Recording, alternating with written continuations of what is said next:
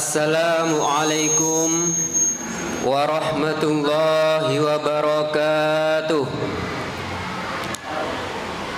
Alhamdulillahilladzi ja'alana bisyuhudi syahri Ramadan.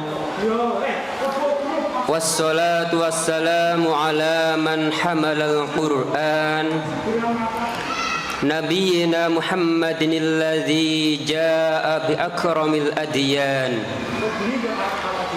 wa ala alihi wa ashabihi wa man tabi'ahum bi ihsanin ila akhiriz zaman.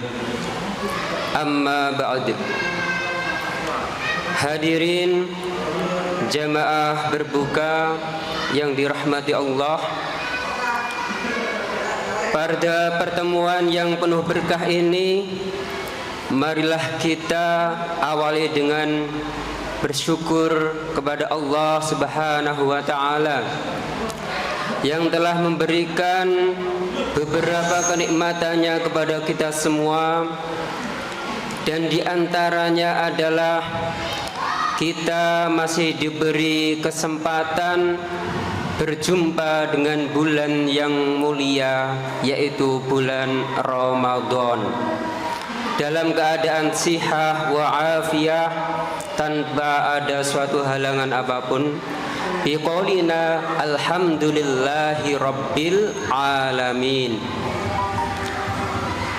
Salawat beserta salam Allah semoga senantiasa tercurahkan kepada junjungan kita Rasulullah Muhammad wa ala alihi wa ashabihi, dengan harapan semoga kita semua bisa diakui menjadi umatnya dan bisa mendapatkan syafaatnya, baik di dunia, lebih-lebih lagi di akhirat nanti. Amin Allahumma amin ya rabbal alamin. Hadirin jamaah berbuka yang dirahmati Allah, pada bulan puasa itu terdapat beberapa keutamaan. Di antaranya adalah sesuatu yang telah dijelaskan dalam sebuah hadis, man shoma ramadhana imanan wa ihtisaban ghufira lahu ma taqaddama min dzambi. Barang siapa yang berpuasa Ramadan dengan didasari dengan iman dan mengharapkan pahala dari Allah, maka diampunilah dosa-dosanya yang terdahulu. Wa fi riwayatin, dan dalam suatu riwayat yang lain dijelaskan, man qama ramadhana imanan wa ihtisaban ghufira lahu ma taqaddama min dzambihi. Barang siapa yang berdiri untuk beribadah di malam hari bulan Ramadan dengan didasari iman dan mengharapkan pahala dari Allah, maka diampunilah dosa-dosanya yang terdahulu. Dari hadis tersebut, Al-Hafidz Ibnu Hajar itu menjelaskan dalam kitabnya Fathul Bari, al-muradu bil iman al-i'tiqadu bi fardiyati shaumih. Yang dimaksud dengan iman di situ, imanan, kata imanan itu adalah meyakini kewajiban dari puasanya tadi. Jadi itu yang dimaksud imanan, pendapat dari atau keterangan yang dijelaskan oleh Al-Hafidz Ibnu Hajar dalam kitab Fathul Bari. Wabil ihtisabi, dan yang dimaksud dengan ihtisaban, tolabus sawabi minallahi ta'ala, itu adalah mengharapkan pahala dari Allah Subhanahu wa ta'ala.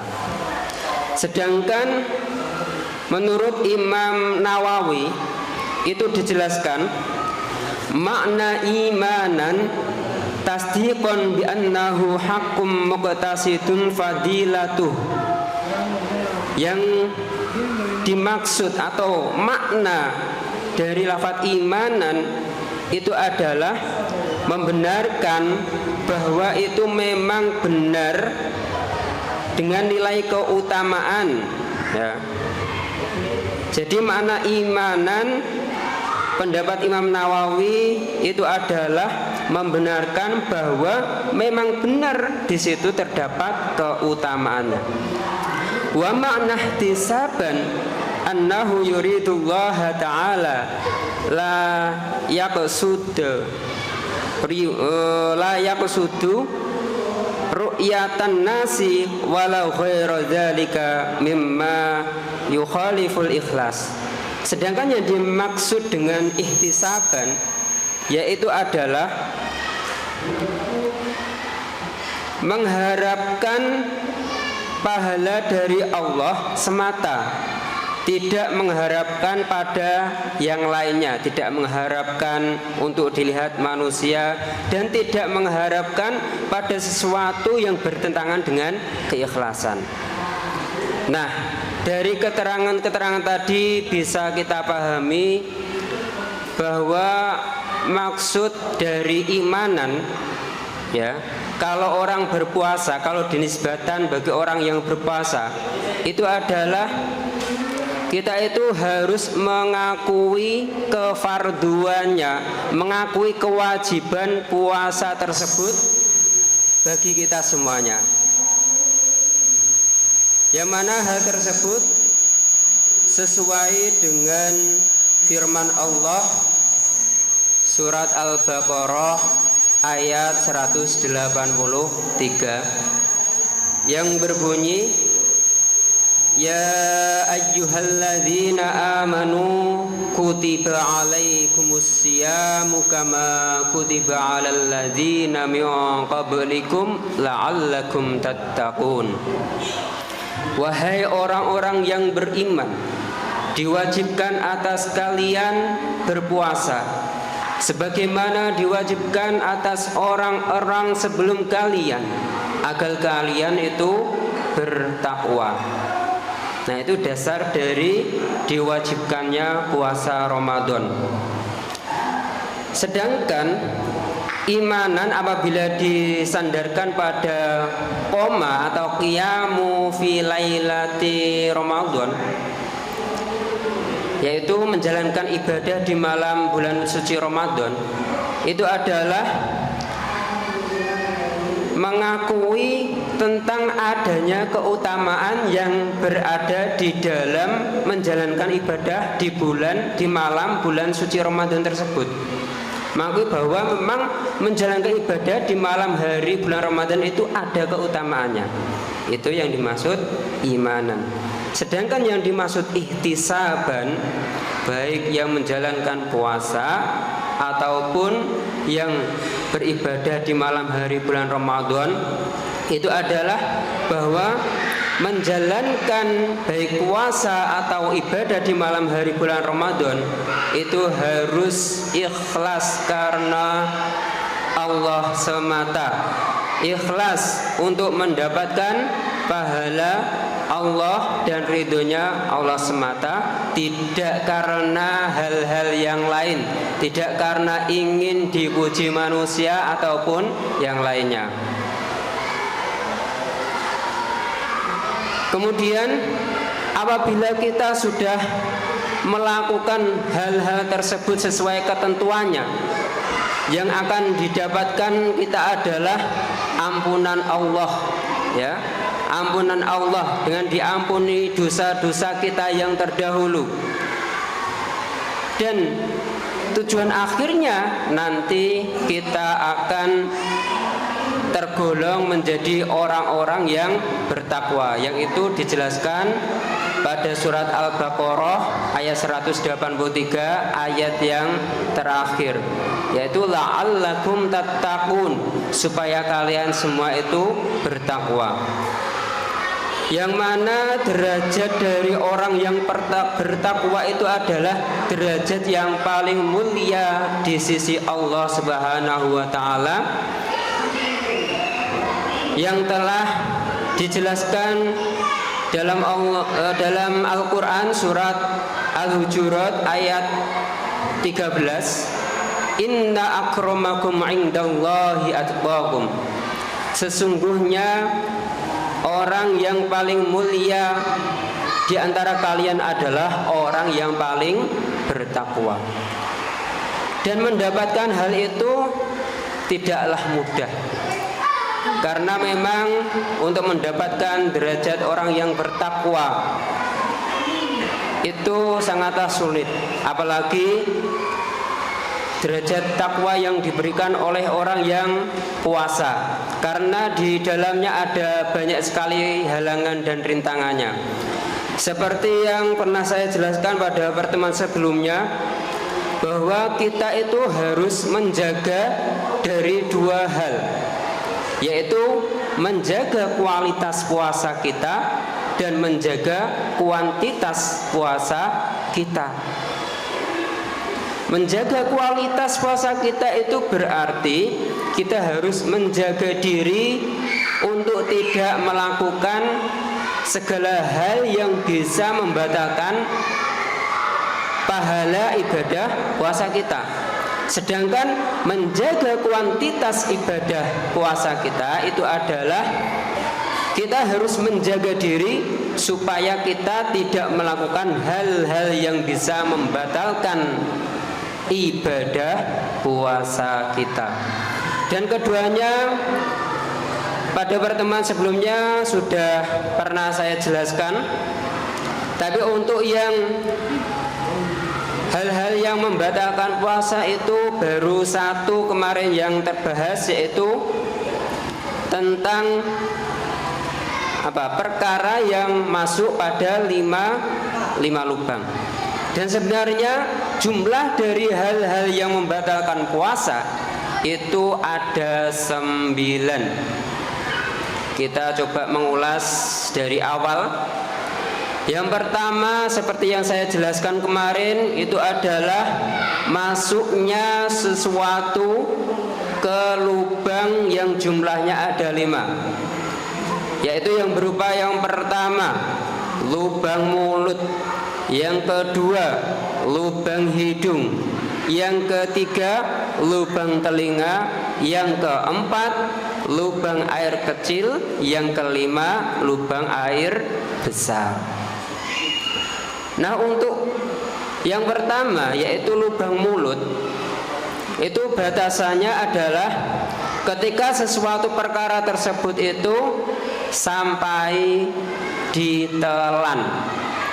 Jadi ketika ada sesuatu kok masuk ke lubang mulut kemudian sampai ditelan, maka itu bisa membatalkan puasa. Dan kalau sampai tidak ditelan, itu tidak membatalkan puasa. Jadi yang membatalkan itu apabila sampai ditelan. Terus dari sini ada suatu permasalahan. Lalu bagaimana dengan menelan air ludah? Nah, katanya kalau ditelan membatalkan puasa. Untuk menelan air ludah itu tidak membatalkan puasa dengan 3 syarat. Syarat yang pertama adalah ludahnya sendiri. Jadi nggak boleh kok ludahnya orang lain ketelan, itu bisa membatalkan puasa. Bagaimana ludah orang lain kok bisa ditelan? Kan nggak mungkin ya. Mungkin saja. Dengan apa? Suatu misal, suami istri. Mohon maaf bagi yang masih jomblo ya. Bagi suami istri, ciuman itu tidak membatalkan puasa. Ya, bagi suami istri. Tetapi kalau sampai ludahnya itu tertelan atau ditelan, maka itulah yang membatalkan puasa. Itu yang pertama, syaratnya ludah tidak membatalkan puasa apabila ditelan adalah ludahnya sendiri. Yang kedua, ludahnya keluar dari mulut. Walaupun ludahnya sendiri, tapi kalau sudah keluar dari mulut, itu membatalkan puasa. Bagaimana gambarannya? Suatu misal, ludahnya itu dikumpulkan sampai 1 gelas, sehingga ditaruh di dalam kulkas, siang-siang kan adem, seger, diminum.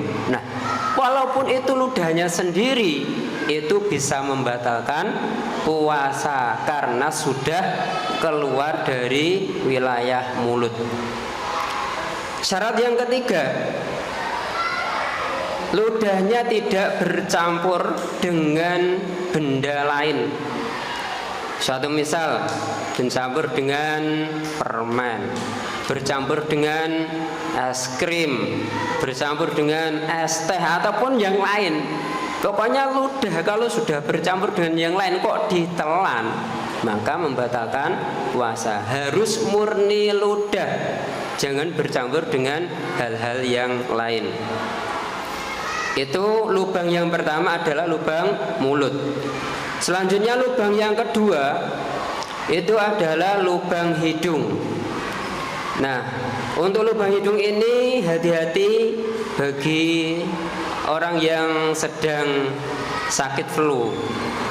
Karena ketika sakit flu itu kalau tidak hati-hati, ketika ingus keluar kok disedot kembali, maka itu bisa membatalkan puasa karena ada sesuatu yang masuk ke lubang hidung. Jadi untuk yang sedang flu dalam keadaan puasa itu nanti agar lebih amannya supaya disiapkan sapu tangan, karena kalau misalnya ingus sudah keluar itu bisa langsung dikeluarkan, jangan sampai dihisap kembali. Yang kedua lubang hidung, dilanjutkan yang ketiga adalah lubang telinga. Nah, di dalam lubang telinga itu biasanya bagi orang yang kupingnya suka gatal-gatal ya, hati-hati. Kupingnya suka gatal-gatal itu hati-hati. Jangan sampai dibersihkan dengan yang namanya katembat. Kenapa? Karena kalau sampai dibersihkan dengan katembat, itu akan melewati batas yang bisa membatalkan puasa. Batasnya mana? Yaitu batasnya adalah ketika kita memasukkan jari kelingking ke telinga, itu lubang yang tidak terjangkau oleh jari itu sudah batas yang membatalkan puasa. Kalau masih terjangkau itu tidak membatalkan puasa. Jadi kalau misalnya kupingnya agak gatal, jangan bersihkan pakai katembat, dikhawatirkan nanti akan melewati batas yang bisa membatalkan puasa. Lebih baik dibersihkan dengan jari saja karena lebih aman ya. Tetapi jarinya itu harus jari yang kukunya tidak ada kukunya, maksudnya kukunya tidak panjang. Kalaupun pakai jari, nanti kalau kukunya panjang sama aja, karena itu bisa masuk menerobos melewati batasan yang bisa membatalkan puasa. Selanjutnya lubang yang ke-4 dan 5 itu adalah lubang air kecil dan lubang air besar. Nah, di dalam dua lubang ini kita juga harus hati-hati, terutama ketika cebok. Ketika istinja. Ketika istinja itu diusahakan pakai perutnya jemari. Jangan sampai jemarinya itu dibengkokkan ya. Karena kalau dibengkokkan itu nanti dikhawatirkan ada yang masuk ke dalam, bisa membatalkan puasa. Dan juga ketika puasa itu lebih baik kita hindari untuk berenang. Karena ketika berenang itu sangat rentan sekali. Lubang-lubang yang ada 5 itu bisa kemasukan air. Apalagi ketika kencing atau kentut di dalam air, ya. Ketika kencing atau kentut di dalam air, itu nanti kalau misalnya perkara yang keluar sudah selesai, kan otomatis mulutnya lubang itu tertutup. Nah, ketika mulutnya lubang tertutup, maka pasti ada air yang masuk ke dalam. Maka dari itu, ketika kemasukan air nanti bisa membatalkan puasa. Nah, itu bahaya sekali ya. Jangan sampai ketika puasa kita kok melakukan hal-hal yang rentan seperti itu, seperti berenang dan lain sebagainya. Nah, itu mengenai 5 lubang yang harus dijaga supaya puasa kita tidak batal. Itu perkara yang membatalkan puasa yang pertama, itu baru yang pertama. Kemudian yang kedua itu adalah sengaja muntah. Sengaja muntah.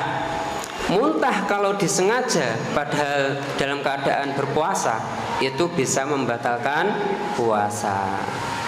Walaupun dengan cara apapun, memasukkan jari atau dengan yang lainnya, kok disengaja muntah, maka puasanya batal. Berbeda kalau muntahnya itu tidak disengaja. Misalnya ketika dalam perjalanan jauh naik kendaraan, muntah kendaraan atau mabuk kendaraan, itu tidak apa-apa karena tidak disengaja. Ataupun kalau misalnya ada yang sedang hamil kemudian mual sehingga muntah, lah muntahnya tersebut tidak disengaja, maka tidak batal puasanya.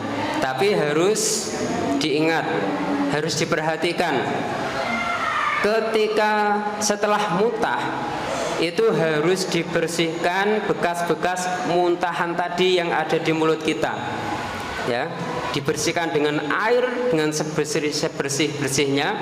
Kalau tidak, nanti dikhawatirkan masih ada sisa-sisa muntahan tadi kemudian tertelan, itu bisa membatalkan puasa. Itu yang kedua. Kemudian hal-hal yang membatalkan puasa yang ketiga itu adalah bersenggama, istilah lain bersetubuh atau hubungan suami istri. Nah, hubungan suami istri itu bisa membatalkan puasa, ya. Jadi ketika puasa yang sudah berkeluarga itu harus dijaga baik-baik. Jangan sampai ketika siang hari kok melakukan hal-hal yang membatalkan puasa, yaitu melakukan hubungan suami istri. Selanjutnya yang keempat adalah mengeluarkan sperma dengan disengaja. Itu bisa membatalkan puasa, baik itu dengan cara apapun. Pokoknya kalau sengaja mengeluarkan sperma itu bisa membatalkan puasa. Berbeda dengan kalau tidak sengaja, misalnya dalam keadaan tidur sehingga bermimpi dan dilihatnya, loh kok sudah basah. Nah, karena mimpi sampai mengeluarkan sperma itu tidak membatalkan puasa karena tidak disengaja.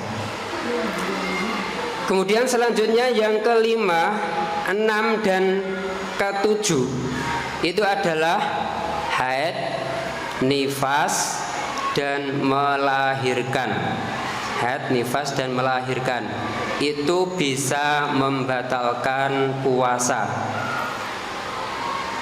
Ketika seorang perempuan di malamnya itu sudah berniat puasa, kemudian siangnya kok keluar darah haid, ataupun siangnya itu nifas itu karena melahirkan, ataupun melahirkan, maka puasanya itu menjadi batal, ya.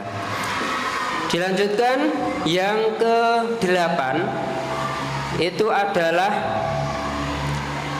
yang ke-8 itu hilangnya akal. Nah, hilangnya akal ini ada beberapa tingkatan. Tingkatan yang pertama, hilangnya akal itu karena gila.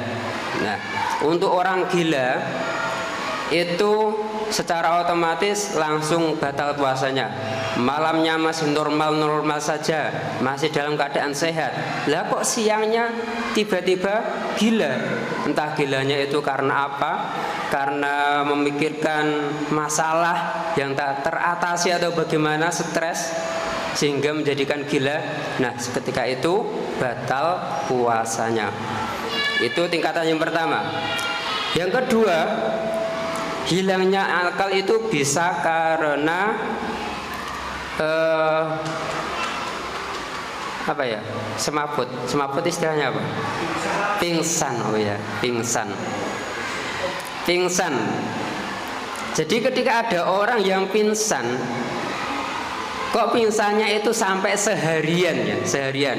Misalnya setelah sahur pingsan sehingga bangun-bangun sudah isya, sampai seharian pingsan, itu batal puasanya. Berbeda kalau pingsannya itu ketika siang hari sudah sadar walaupun sebentar, itu puasanya tidak batal ya. Kemudian tingkatan yang ketiga, orang yang hilang akalnya itu bisa karena tidur. Bisa karena tidur. Nah, untuk tingkatan yang ketiga ini tidak membatalkan puasa, walaupun tidurnya itu seharian, dari setelah sahur kemudian tidur sampai maghrib baru bangun, itu tidak membatalkan puasa, aman ya.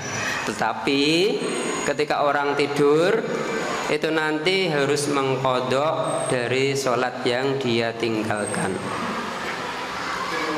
Nah, itu tadi 9 hal yang bisa membatalkan puasa, kurang satu, yaitu riddah, murtad. Murtad itu adalah keluar dari Islam.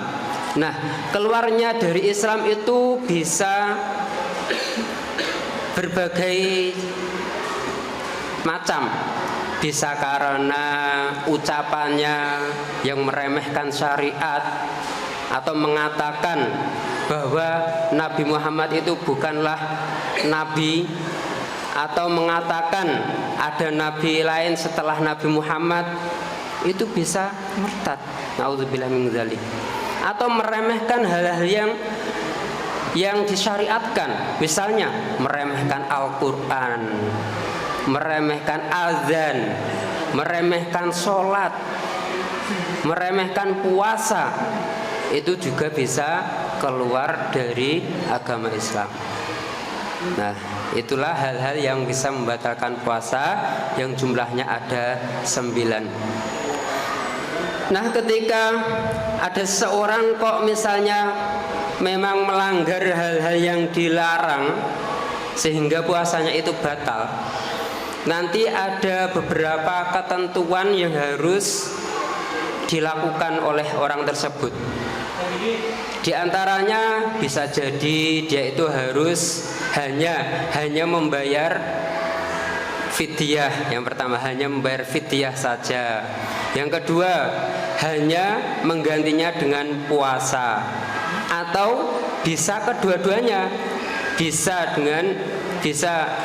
membayar fidyah ataupun juga berpuasa menggantinya dengan puasa, sesuai dengan ketentuan bagaimana keadaan orang yang meninggalkan atau membatalkan puasa tadi. Misalnya ada orang biasa-biasa saja tanpa ada halangan suatu apapun, kok tiba-tiba dia batal puasanya. Nah, di lain hari dia itu wajib menggantinya dengan puasa. Nah, itu yang wajib mengganti dengan puasa saja. Yang kedua, hanya wajib menggantinya dengan fidyah, yaitu bagi diantaranya adalah orang yang sangat tua renta sehingga tidak kuat puasa, dan juga bagi orang yang sakitnya itu terlalu parah sehingga tidak bisa diharapkan sembuhnya. Itu nanti ketika tidak puasa wajib menggantinya dengan fidyah. Ya, fidyah itu berapa? Yaitu 1 mud, yang kalau ditakar dengan makanan pokok itu sekitar 6,75 ons beras. Itu setiap harinya mengganti 1 mud, yaitu sebesar 6,75 ons beras. Bagi orang tua yang sangat tua sekali sehingga tidak mampu puasa, dan bagi orang sakit yang tidak bisa diharapkan kesembuhannya. Nah, kemudian ada juga yang harus membayar kedua-duanya, yaitu bagi ibu hamil dan ibu menyusui. Syaratnya adalah apabila seorang ibu tadi itu mengkhawatirkan keselamatan anaknya. Ketika ibu hamil atau menyusui mengkhawatirkan keselamatan anaknya sehingga dia itu tidak puasa, misalnya kalau ibu hamil takut kalau nanti puasa anaknya itu pertumbuhannya kurang baik sehingga membatalkan puasa, nggak apa-apa. Ataupun ibu menyusui takut kalau puasa nanti tidak bisa menyusui anaknya dengan normal, nah itu juga boleh tidak puasa. Tapi nanti karena dia itu takut hal yang akan terjadi pada anaknya, maka dia di samping harus mengganti puasanya di lain hari, dia juga harus membayar 1 mud. Satu mud. Nah, berbeda ketika ibu hamil atau menyusui, itu tidak takut dengan sesuatu yang akan terjadi pada anaknya.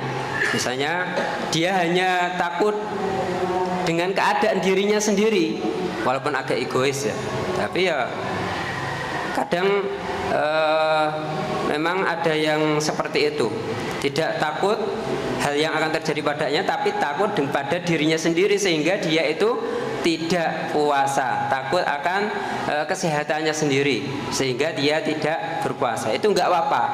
Kalau memang hanya takut dengan kesehatan diri sendiri, maka dia hanya menggantinya dengan puasa tanpa mengganti fidyah, Nah, itu ketentuan-ketentuan yang harus dilakukan bagi orang-orang yang meninggalkan puasa. Mungkin itu yang bisa kami sampaikan. Semoga bisa membawa berkah dan manfaat bagi kita semua. Saya akhiri, ihdinas siratal mustaqim. Assalamualaikum warahmatullahi wabarakatuh.